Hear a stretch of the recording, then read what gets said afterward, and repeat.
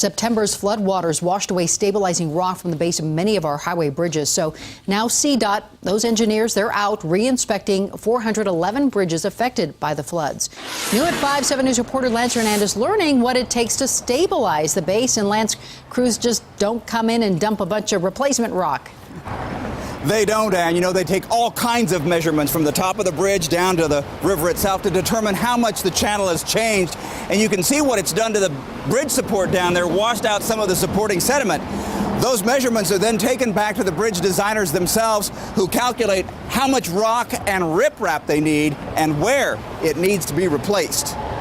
This CDOT engineer got an idea how much soil and rock washed away when he waded into the Little Thompson River under I-25 and plunged down farther than he anticipated. The channel has definitely changed. That's why we need these measurements to go back and assess if there's any change to the foundation of the bridge.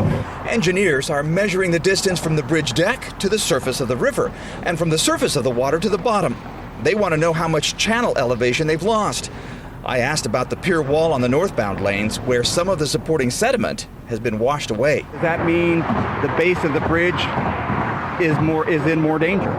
Right, so scour has come and taken soil and pushed it downstream, and so that's eroded our foundations. State Bridge engineer Joshua Lapley says that under the pier wall are sturdy H-beams. Those H-beams are what keep the I-25 bridges at low risk. One of the reasons these bridges are lower risk is because they have deep foundations. They go all the way down to bedrock. We want those things to hold up for a 500-year event, so we want to come back and put stone and riprap to protect all our foundations, but there's no immediate safety concern.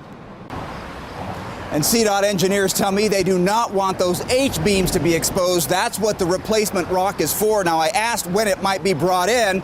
They said when the water is at its lowest, which means sometime this coming fall or winter. Near Berthoud, Lance Hernandez, 7 News.